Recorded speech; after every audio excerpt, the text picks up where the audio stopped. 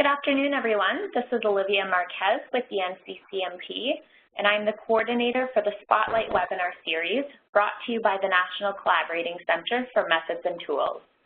Thank you to those who have joined us this afternoon for our Spotlight webinar series. And today we will be featuring the AMSTAR 2 tool presented by Beverly Shea.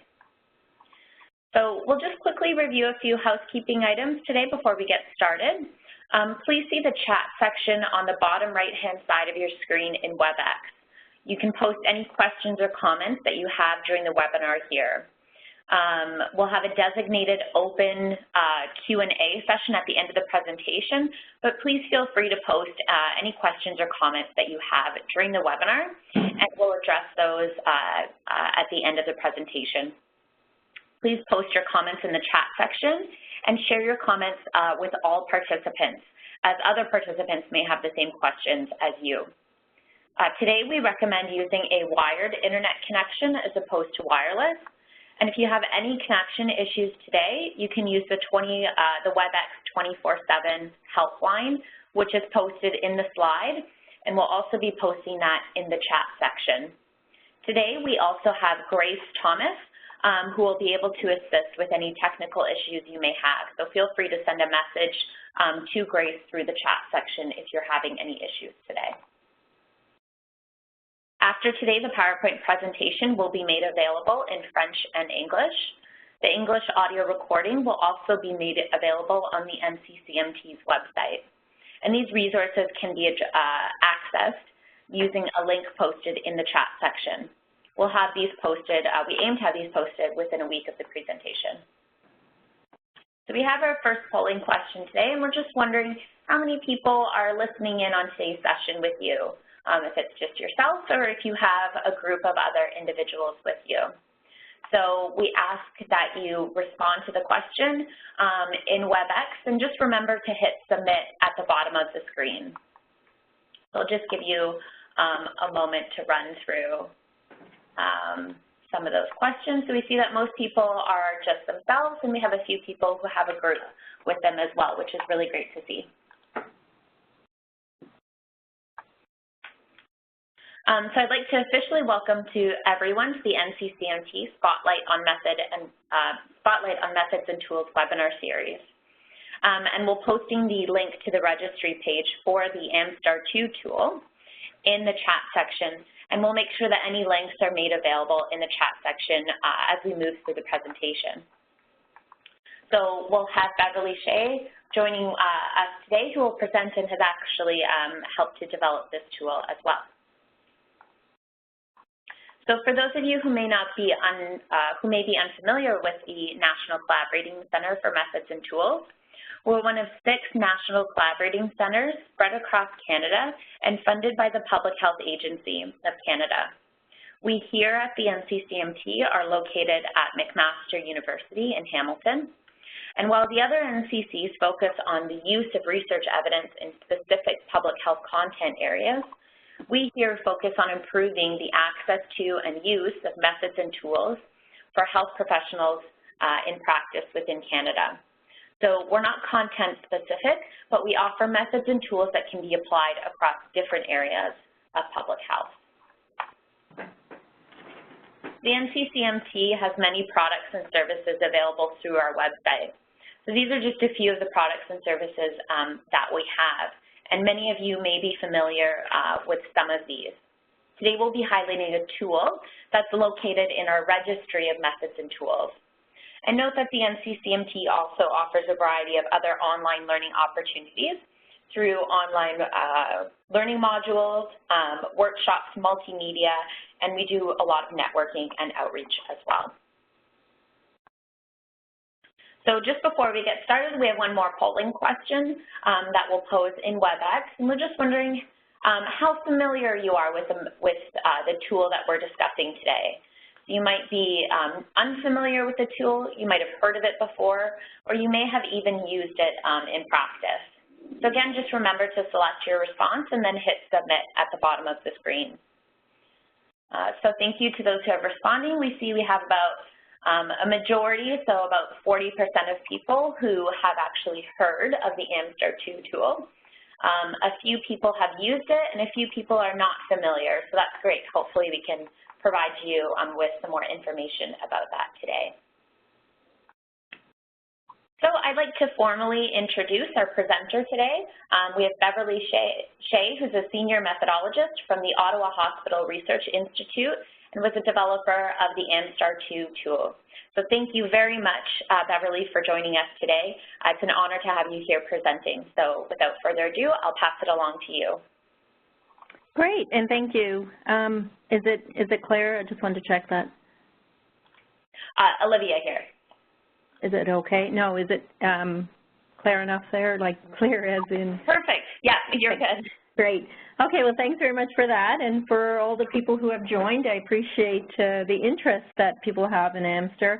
Always surprised at how many people have heard. That's quite a percentage, and that some have actually used it. So thanks again for inviting me. I will go into a little bit of a background of how AMSTAR came about, just for those of you who didn't know or don't know, and also why we went from AMSTAR to AMSTAR 2 recently in the last year or two. So I think I get control of the slides, or?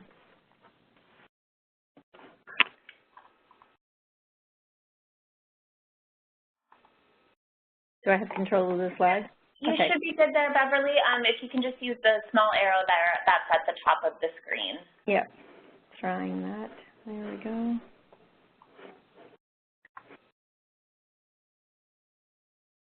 Seems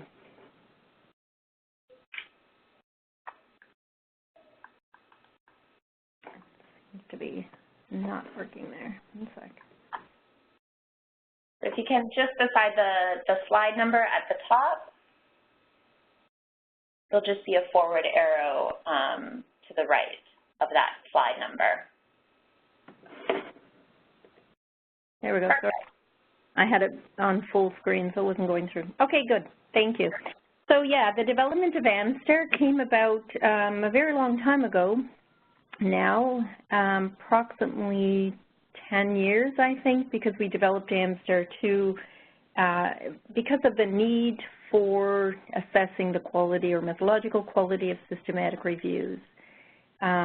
I actually, people don't realize, probably did a PhD in Amsterdam, and this was part of my original PhD work, even though I'm in Ottawa at the Ottawa Hospital Research Institute with many people that you know, probably David Moore and others. So we did this work a long time ago, and it's been quite used, but we found that it was missing something. So I'm going to go through today a little bit of the background of how we actually decided to increase and improve.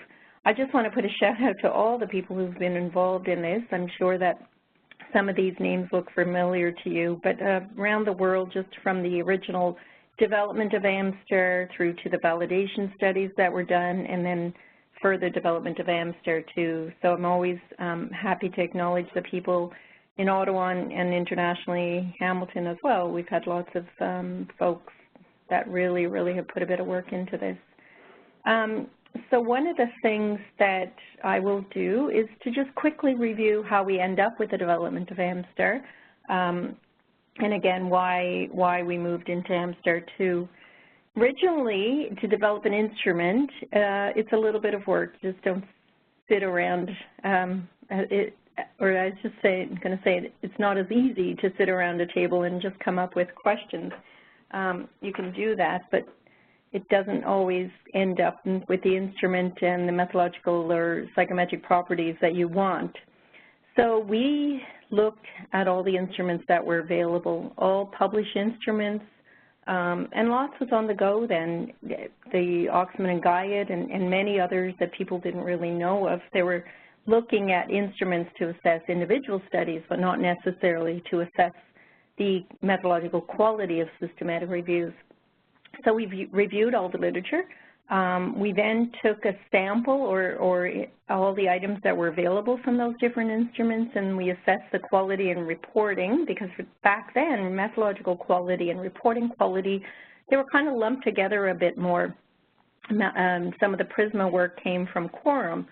and that actually led to some of this development, but they were lumped together a bit more than they are now. We've separated methodological quality and reporting quality more clearly with the development of PRISMA. So AMSTAR, we came up with a list of items.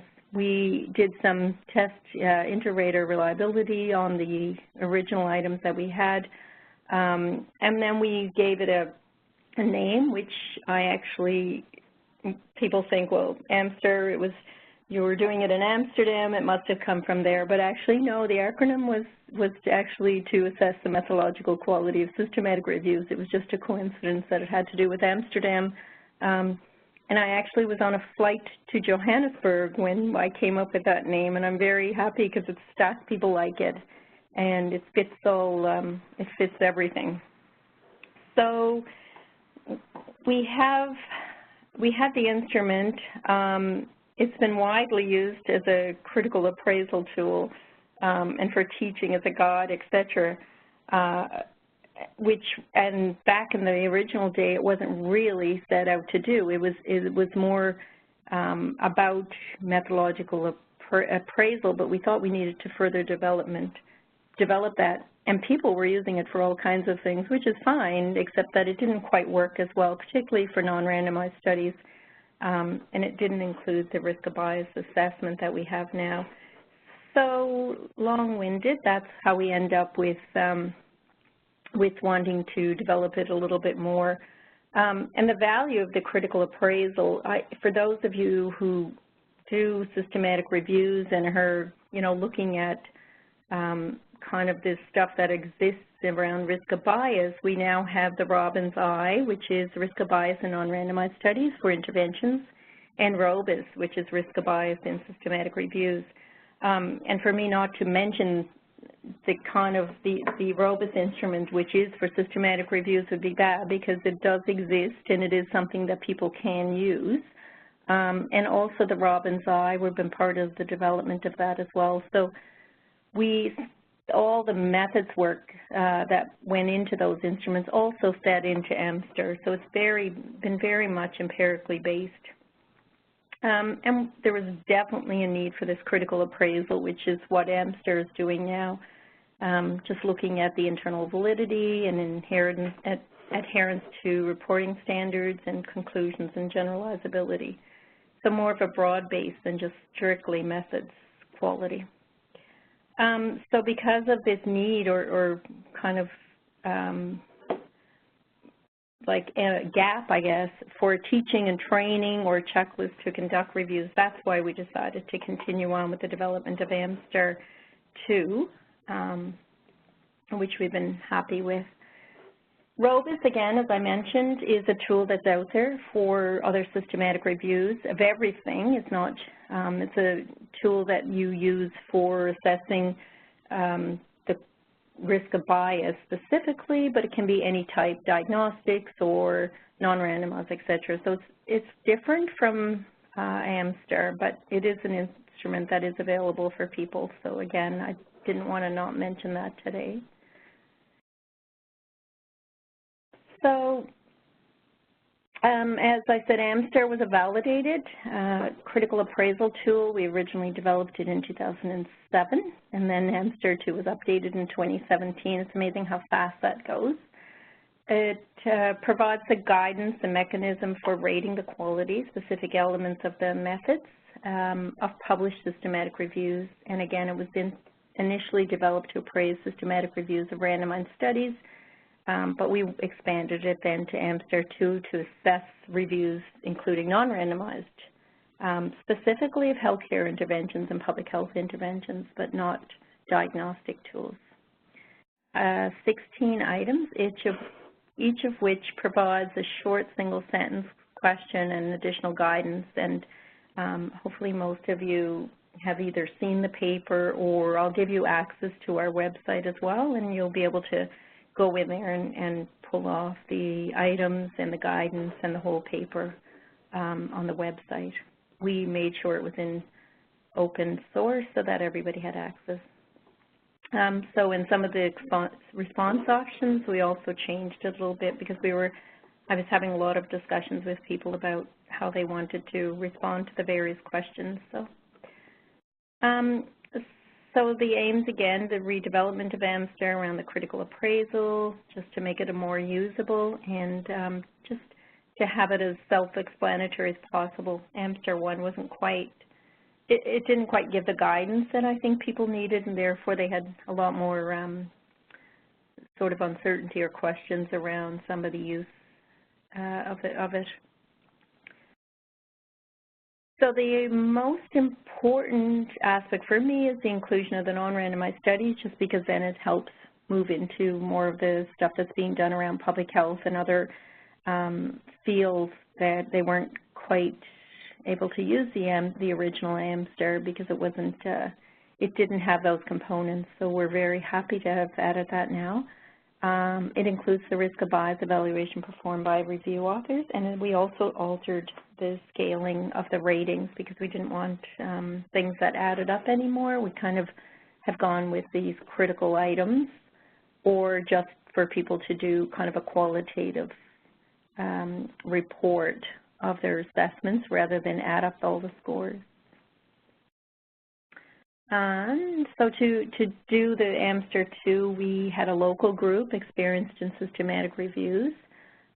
We actually had an operating grant to do this, to revise the methods, which was great because it was successful, and a shout out to CIGR for that, because it's not always easy to get an operating grant to do the methods development work, as you know, so we're really happy to have gotten that.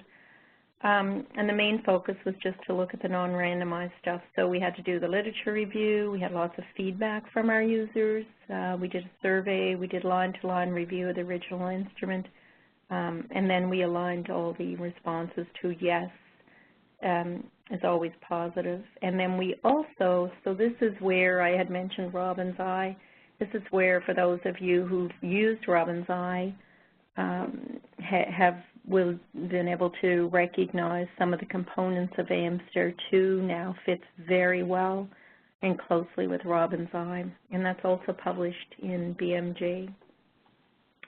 So they go well together. Sorry, it's a bit slow there. There we go. So after we had done all that, we also had a nominal group that we held in Ottawa, although there was lots of people from outside of Ottawa International as well. And then we just looked at the individual responses. We did this round-robin recording of the responses, group discussion, and then they voted on the items that we had come up with and the additions to AMSTAR 2.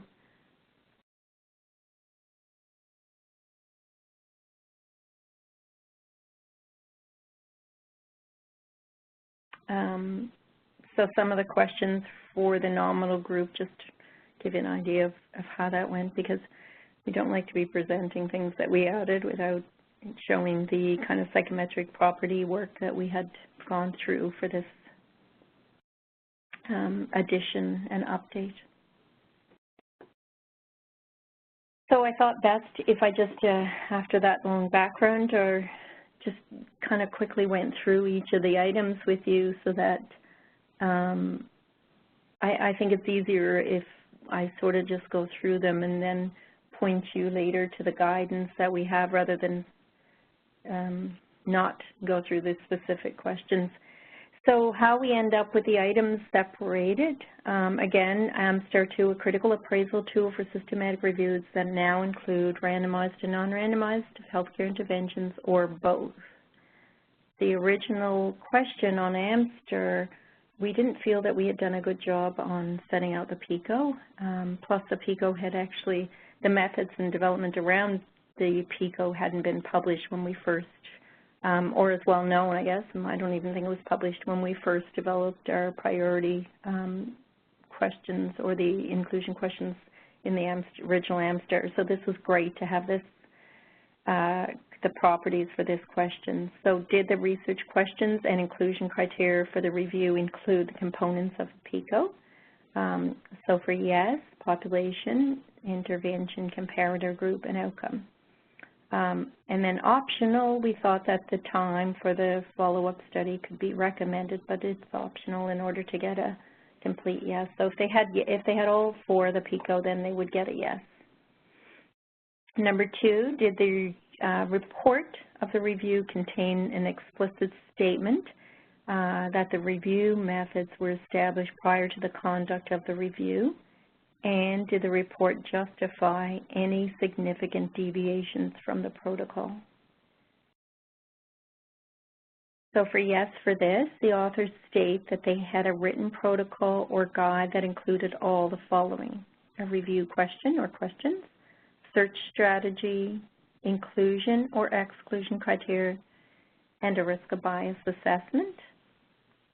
And then that's for a partial yes, because people really felt that to have everything would be almost impossible. So for a yes, if you've also added things like the meta-analysis synthesis plan, if appropriate, because you don't always have to do a synthesis, of course, a plan for investigating causes of heterogeneity and justification of any deviations from the protocol, they would get a full yes. So you'll know that we don't always have partial in every, because we felt that to not include the PICO and those components above, it's not relevant. It wouldn't be. You would always say yes or no. They shouldn't have just partial there. So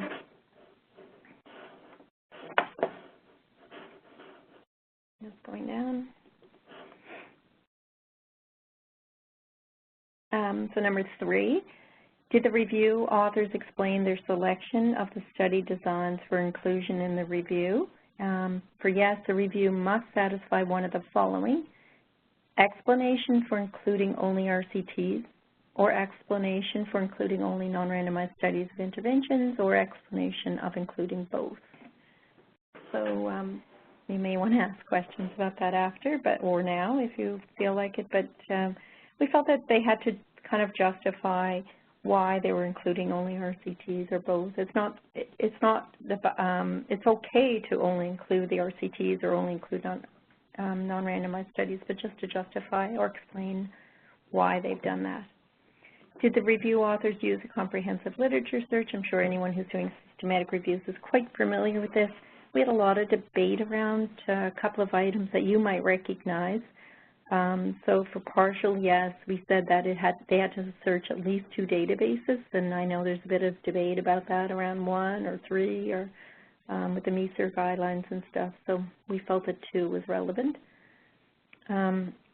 Provided key words and search strategies, and justified their publication restrictions of language. So that was for a partial, and then if they did everything, they would get yes. So they, in addition to that, to get a yes, they had to search the reference list for the bibliographics of the included studies, search trials or study registries, include or consult the content experts in the field, and where relevant, search for gray literature.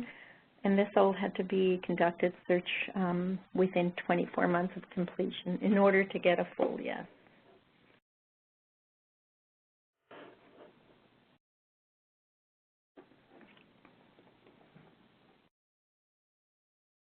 There we go. So for number 5, did the review authors perform study selection in duplicate? So for yes, either one of the following: at least 2 reviewers independently agreed on selection of eligible studies and achieved a consensus on which studies to include. Or at least 2 reviewers selected a sample of eligible studies and achieved good agreement. So we separated these 2 for this one and number 6 about the duplication. So again, for a yes, at least 2 reviewers achieved consensus on which data to extract from the included studies, or at least 2 achieved consensus on which data to extract. So for this, we actually had to, we separated this because the original AMSTAR, a lot of people really didn't like the fact that we had these 2 questions together. So that came from some of the survey work that we had done. Hopefully people like that a bit better now. So for number 7, did the review authors provide a list of excluded studies and justify the exclusions? And again, anyone who's been working in systematic reviews would know that the excludeds are actually more important than the includeds, because with the includeds, you always go through and have 2 people check or do the data extraction and stuff, but if you've excluded something then and haven't actually provided the explanation and the justification, then it can add to a bias. So we ask people to provide a table justifying their exclusion. So the partial, they provided the list, but to get a complete yes, you actually had to provide the description of why. Do the review authors describe the included studies in adequate detail?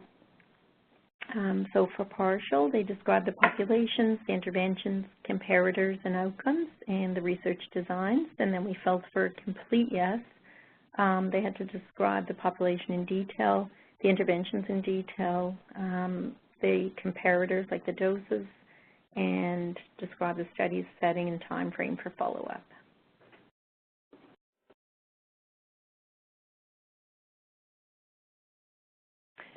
Number 9, did the review authors use a satisfactory technique for assessing the risk of bias in individual studies that were included in the review? So what we're asking people is to look at how they assess the risk of bias. So we thought this is really important because risk of bias is so different for RCTs and non-randomized studies. We wanted people to kind of be able to look at this separately within the different study designs within the systematic review, because sometimes systematic reviews are just of RCTs, sometimes they're just of non-randomized studies, and sometimes they're combined. So we felt it was really relevant here to provide people with good guidance on assessing the risk of bias. So we also felt that not all the items were as important to include in the risk of bias as some of those risk of bias tools.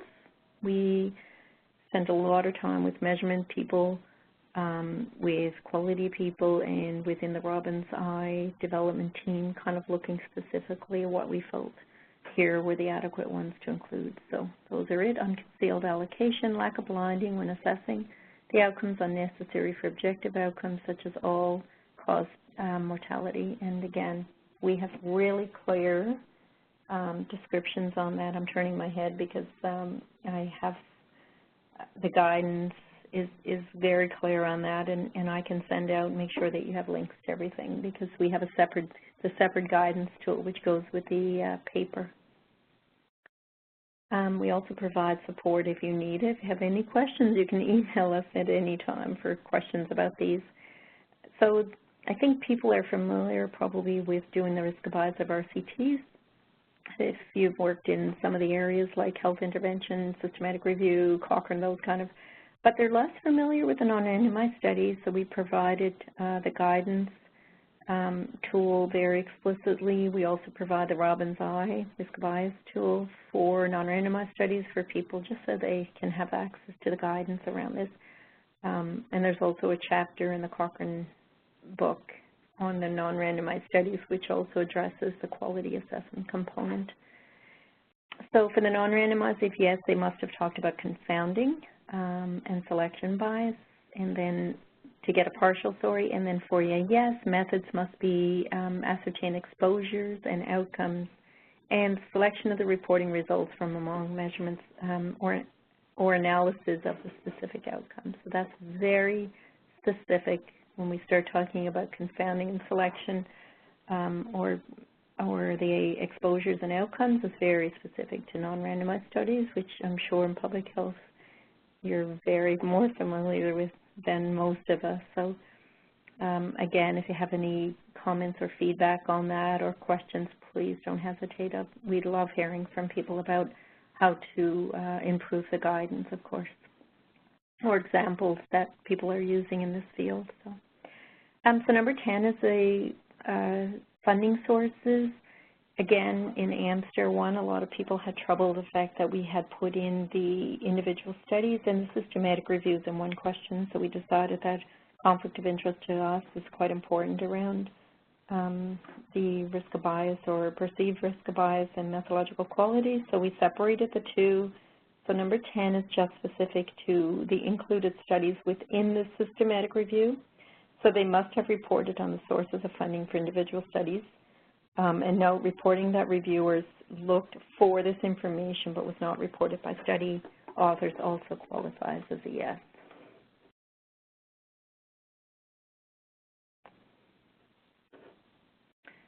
Number 11, if the meta-analysis was performed, do the authors use appropriate methods for statistical combination? And again, we thought important to separate the two, the RCTs and the non-randomized studies out here. And you don't have to do, as I said earlier, you don't have to do a meta-analysis. It's the critical appraisal tool. So if you're not doing a meta-analysis because you're not adding up numbers or anything, you can just report on the qualitative component, report it in a summary, synthesis, or qualitatively with it leaving the meta-analysis out. So that's not a problem now. And just a combination, if you are doing a meta-synthesis or meta-analysis, just to be using the, or looking at assessing the appropriate tools for combining RCTs. So we look at things like, do they use appropriate weighting techniques to combine the studies for RCTs and adjust for heterogeneity if there's a present, or report on the heterogeneity and investigate a heterogeneity and interpret their finding if appropriate. And then for the non-randomized studies, it's very similar. Do they use an appropriate weighted technique to combine study results and adjust for heterogeneity? Do they statistically combine effect estimates from non-randomized studies that were adjusted for confounding rather than combining raw data? It's very important to note here. Or justified combining raw data when adjusted effect estimates were not available. And they reported separate summary estimates for RCTs and non-randomized studies when both were included in the review. That's our recommendation. I know not everybody agrees with that, but just from a lot of the work that we've done, when people start combining the multiple study types into a meta-analysis, it gets a little scary. Just be aware and wary, and make sure that if you're going to do that, you've got people really carefully looking over the data and stuff with you, because it's garbage in, garbage out. I guess everybody knows that. And lots of systematic reviews of non-randomized studies are done very, very well, and lots of RCTs, but when you start combining data, sometimes you have to be very careful in doing that. So number 12, the meta-analysis was performed. Did the review authors assess the potential impact of risk of bias in individual studies on the results of the meta-analysis or other evidence synthesis? So again, for yes, included only low risk of bias for RCTs, or if a pooled estimate was based on RCTs or non-randomized studies at variable risk of bias, the authors performed the analysis to investigate possible impact of risk of bias on the summary. So just be careful looking at their risk of bias specifically here and how they incorporated that into the evidence synthesis. Did the review authors account for risk of bias in individual studies when interpreting and discussing the results? And I think most people are familiar with that. Some of the methods work that's been done around including the interpretation of risk of bias in their results and their conclusions. So we just want people to assess whether they've done that appropriately.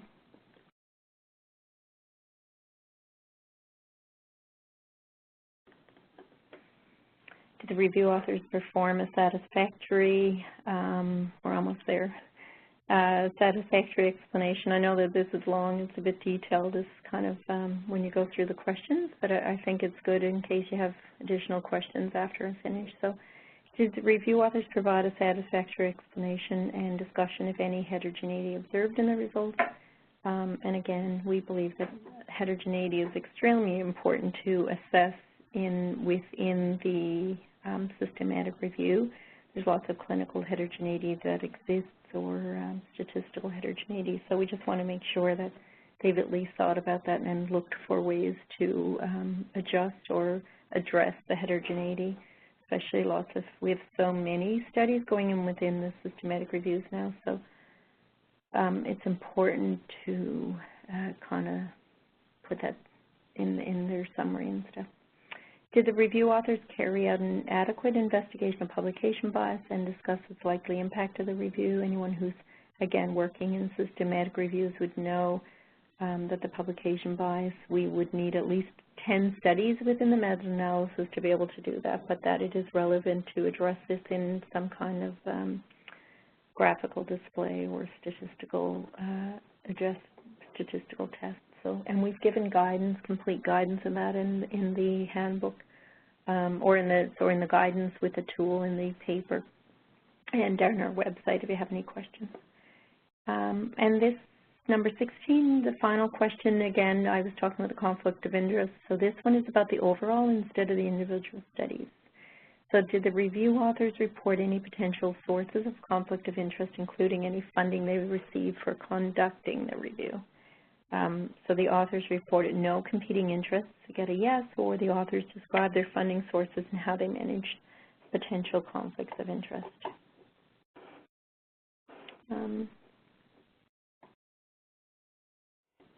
So just, I think I have a few more minutes. So this is one of the biggest changes that we had around that is just looking at the critical domains instead of adding it up and identifying where we have low, moderate, and high quality. We put these into critical domains. Some people, they're happy or not happy with us having identified. This is, again, from some of the empirical work that we had done and some of the discussions that we had within our own groups of developing the Robbins Eye and Robus, et cetera. So we felt that some of the critical domains that you would really notice or note for when you're summarizing this is the protocol was registered before commencement of the review. That's item 2. Adequacy of the literature search, item 4. Justification for excluding studies, item 7. Risk of bias from individual studies being included in the review, item 9. Appropriateness of the meta-analytical methods, item 11. Consideration of risk of bias when interpreting the results of the review, item 13. And the assessment of presence and likely impact of publication bias, item 15. We can talk about that after those items. So then we give this overall confidence on that. So and I'll just review this carefully so that if you have any questions again. So if no or one, no critical weakness, the systematic review provides an accurate and comprehensive summary of the results of the available studies that address the question of interest. Moderate, more than one non-critical weakness. The systematic review has more than one weakness but no critical flaws. It may provide an accurate summary of the results of the available studies that address the question. And then low, one critical flaw with or without non-critical weaknesses. So the review has a critical flaw and may not provide an accurate or comprehensive summary of the available studies that address the questions of interest. And critically low, more than one critical flaw with or without non-critical weakness. The review has more than one critical flaw and should not be relied on to provide an accurate or comprehensive summary of the available studies. So again, we just felt that this is sort of more in line with with the development of the other tools that were coming through, like the Robbins and Quadis has gone with critical grade. Some of the work that's just been done around that has gone more with these critical and non-critical items. So this is in line with that. Hopefully people are happy with that. So the future development, we're still mapping these to the MESER items that exist in the Cochrane. I think it's 100 and something that they have, 10 or 20 items that people have to go through there. Maybe it's not that many, but there's a lot of items on a list that in order to kind of go through the Cochrane quality assessment checklist, they have to match. So we still have to pilot mapping our items within AMSTAR to that instrument. We have done, as you'll see in the paper, we've done the construct and criterion, some validity testing, but it was more, we looked at 2 sets of data on Parkinson's and another set that we had looked at the kappas, and some of them were they're not bad. we feel that some of the issues are more about the complication of the non-randomized and the content expertise around assessing non-randomized.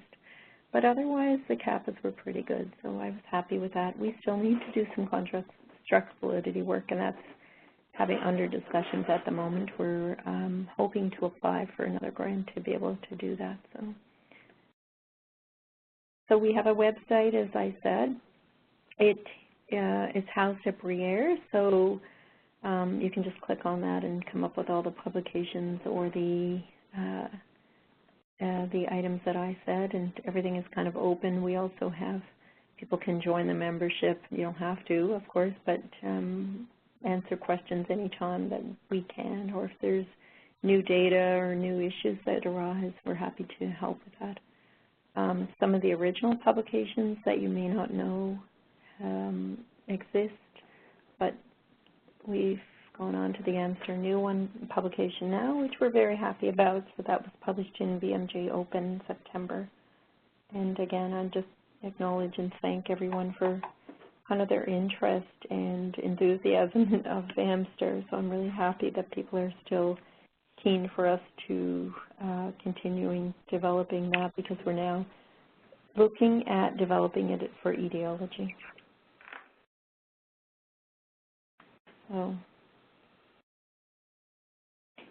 yeah, so someone, I think that's it. Someone had asked about the differences. Just go back to that. Great. I think that's it. Probably that's great. Thanks. Too fast. Thank you very much, Bev. That was a really great overview of the AMSTAR 2 tool, and including a little bit of rationale for some of the questions. I think that was really helpful for participants. So thank you very much for presenting that today. Great.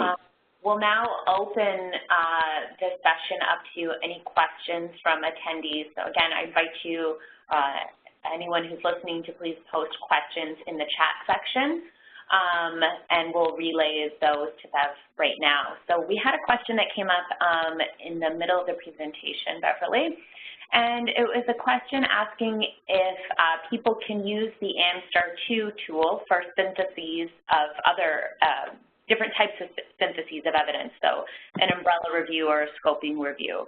Would this still be appropriate? So, good question. So what's happened is people have used the original AMSTAR for others. AMSTAR was developed for systematic reviews of interventions, but it is for an overview. So in other words, if you're doing an overview of systematic reviews, that's why you would use AMSTAR. Scoping reviews have been developed without any kind of the methods, and not everybody's happy with that, but some people felt that the methods for the scoping review don't usually include any quality assessment or risk of bias assessment. So it hasn't been developed to kind of do assessments of the of scoping, because the scoping has kind of different methods. But definitely if you're doing an overview, that's what this was developed for. So this would be your quality assessment tool for the systematic reviews within an overview. Thank you. Thank you very much. And we have another question from Jackie, who's wondering if you can possibly explain the difference between a critical weakness and a critical flaw. She said she couldn't find that defined in the tool or guidance document. Oh, she couldn't? Huh. It's not, you know where it is, it's in the paper. So what happens is this critical domain of item 2, 4, 7, 9, those are the items, the domains that we've identified to be the critical domains, and then that goes with these rules of either having one weakness, so if the systematic reviews provides based on the numbers of which item is the critical weakness. If it has no critical flaws within that set of domains, then you wouldn't have critical flaws. But if under some of the items that have these critical, you know, if those are critical domains within your systematic review, say if 4 risk of bias have 2 or 3 critical flaws or critical domains, then that would become a critical flaw because it would have more than 1 critical flaw. So it would be critically low, and then you would be very cautious of using that. If you only have 1 or 2 of these items that have a weakness, then you would probably be okay with continuing on, and even moderate, and then low. But if you have a critical flaw with a critically low, you know, multiple of those critical domains, that would be an issue that you may want to raise with the review group. And some people have decided, you know, if it really has a critical flaw, they may not include it in their synthesis or in systematic review. That's something that the team could discuss. So where you'll find that in the BMJ paper, on the very first page is the box, and then a couple of pages, I think we have discussed that around the boxes and the critical flaws. And if not, please send me, did I have my, well, here's my email. Yeah, I think somebody was also asking for the references, and I'll just put that up again. So those are the publications. Do they have the email access? That's a publication. And then here's my email. Feel free to email. I will send anything. The tools, the references, the website stuff, questions, no problem whatsoever. That's great. Thank you very much, Beverly. We have just a few follow-up questions that are in line, so I might skip ahead on some questions that some other users have, but just in line with the critical domains and the flaws. So Jackie had just wrote a comment. As a user, it might be helpful to have those critical domains outlined in the tool or guidance document. Along with the definitions of critical weakness and flaw, might make it clear to users. Perfect. We'll definitely do that. Yeah. So I will, that's a good suggestion. So I will do something special and put on the website and then send out. I think that's important because we don't go in through to it as much. We weren't sure that people were going to like that component of identifying the critical components, but we're actually finding that they are because people don't want to, they know that it's not appropriate to add up anymore and they don't want to. So for sure we can do something up and put on our website. Thanks. That's great. And then another question that we have is some of the critical domains will not apply to all systematic reviews. So that is those without meta-analysis and those with too few included studies to assess publication bias. Is it all right to label these as not applicable given their importance for rating overall confidence? Yeah, exactly. You would just, if it didn't have, you would say that it wasn't available, not applicable for the meta-analysis, because again, we don't encourage people to, you know, to not have to be able to use AMSTAR. They can use it even though they haven't done a meta-analysis, so that's exactly it. And also if the publication bias, if there's not 9 studies where they've, or 10, where they've included their meta-analysis, then you wouldn't have done that. So exactly. That's great. And just another question that we have from that same user who just is thanking for your presentation, Beverly, and also asking, she's conducting a overview of systematic reviews. It's difficult to set inclusion criteria that are not also quality criteria. So for example, whether a paper is a systematic review, if it didn't use a comprehensive search strategy. Do you have any advice on how to differentiate these 2 elements? So inclusion criteria and quality criteria for an overview of systematic reviews. So if it's an overview, which is, again, that's what AMSTAR was set up to kind of do this, be able to assess the quality of systematic reviews. When they did the overview, they should have done, they should have followed the overview, you know, guidance like Cochrane Handbook stuff, to do the same kind of search strategy to pull out your systematic reviews. So even though they're not looking for the individual studies, they would have been looking for systematic reviews and should have followed a strict kind of guidance around the strict guidance, published for extracting systematic reviews from the literature. So if they haven't, they would still not score well on that. But it is important to not miss them, right? Yeah, that's great. Thanks, Beverly. And there is a chapter, I feel like I'm always promoting Cochrane. There's lots of stuff in the literature, non-Cochrane, that's very well done. But Cochrane does have a good chapter on overviews of systematic reviews. So that's also important, I think, for people to pull out and has guidance on their search strategy in that as well. That's great. Thank you very much. And we have another question from an attendee who's saying that their group at Peel Public Health is interested in knowing the evidence behind the identification of the critical domains. If you have any comment on that.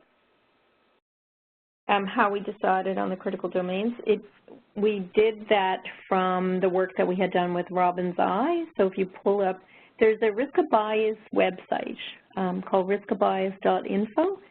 And if you pull up the Robin's Eye and the Robins for randomized studies and non-randomized studies, you'll see all the empirical evidence and the documents around that. Because we were part of the development for like 4 years on the Robin's Eye stuff, we had a lot of discussions and methods experience. We had working groups, etc. So that work, and some of my PIs are also the co-PIs, so Barney Reeves, David Henry, they were all part of the development of Robin's Eye and AMSTAR 2. So that methods work, all the working group discussions, etc., fed into this. So riskofbias.info will give you a lot of it'll give you the Robin's Eye tool, the papers, and the empirical evidence around that, those discussions. Okay, that's great. That's great, thanks. And just one more question that we have. We're just wondering sort of what your endorsement, I guess, would be behind using the AMSTAR 1, and would someone ever choose AMSTAR 1 over, or the first one over AMSTAR 2? Mm-hmm. So AMSTAR 1 is okay to use if you're just doing systematic reviews of RCTs. We prefer people to move on to AMSTAR 2 now because some of the problems that I've had lots and lots of questions and the survey stuff, the work around, the separation of the included studies for the data extraction and the included studies and stuff, the conflict of interest, like the problems that we have, we try to resolve through those discussions. So I think if people continue to use AMSTAR 1, they may end up with those problems, but it's not a problem to use it if AMSTAR 1 if you're just doing systematic reviews of RCTs, because some people find it a little more less intimidating, I guess, or less comprehensive. And it's been, people are used to it and they've been fairly comfortable with using it. So it's not that it's gone, it's definitely accessible, and we will continue to house that on our website and stuff. And it is a critical appraisal. It is a tool that was published, validated. It was the initial factor analysis work, so not a problem to use. That's great. Thanks for that clarification there. So again, I just invite participants to continue to post questions in the chat section. I think in the meantime, so we've gone through the questions that are currently posted, Beverly, so I'm just going to take over the presentation and just move on to some of our final polling questions that we have to our attendees. So we're wondering, for those of you who are still with us, we have our second to last polling question, which is, could this method or tool, the AMSTAR tool, be useful in practice? So again, just select your response in WebEx and hit submit at the bottom of the screen. So thank you to those who are responding to that question. We see some people, a majority actually, who are saying that this could be very useful to them in their practice, which is really great to see. So we'll leave that question there. And just want to remind participants that your feedback is really important to us. We often base the resources that we feature in this Spotlight webinar series on your feedback. So please take a few minutes to share your thoughts on today's webinar, and they'll really help us to improve our resources and plan for future webinars. So the link for that is on the slide, and we'll also make sure that that's posted in the chat section so that you can access that one there. And we just have another, our last polling question. We're just wondering what your next steps might be. So if you have any actions planned after hearing about the AMSTAR 2 tool today. So just remember in this question, you can select all of the responses that apply to you, not just one. So you might consider accessing AMSTAR 2, which is referenced in this presentation, reading the NCCMT summary about the method or tool, consider even using the method or tool in practice, or telling a colleague about this method or tool. So again, you can select all that are appropriate, and just remember to hit submit at the bottom of the screen. And just moving on here, we invite you to share your story with us. So if you're using EIDM in your practice, we really want to hear about it. So we've included our email here on the slide, and you can also access that email in the chat section. And if you need any support for EIDM, please feel free to contact us for help. And we'll respond to you as soon as we can. So anything related to evidence-informed decision-making.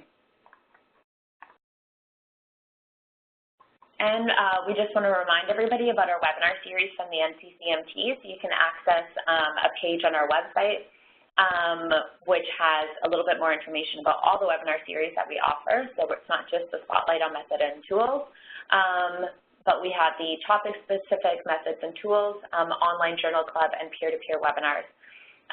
So feel free to check those out. We'll actually be going on a little bit of a break over the summer for July and August, but we will be returning to doing our webinars in the fall. So just keep checking our website, and we'll have that posted there. And I think I don't see too many more questions. And again, if anyone has any questions at all, you can share your questions with us at the NCCMT. We've also shared Beverly's email in the chat section. So if you have any questions, you can email her or us, and we can relay some responses to you. So I don't see too many more questions. So without that, I'll just give a big thank you to everyone who joined us, and especially to Beverly. Thank you for presenting today and really helping us with questions at the end. That was very helpful. So I'll leave it to you, Beverly, if you have any final words that you wanted to share today. No, just again, thank you for inviting me and for the enthusiasm and continued use of AMSTAR. We're very thrilled that it's, helpful, and every single question helps us to further develop it. So again, thank you. Thank you very much, and thanks for everyone who joining us today. With that, we'll wrap up, and have a good afternoon, everyone. Thank you for joining.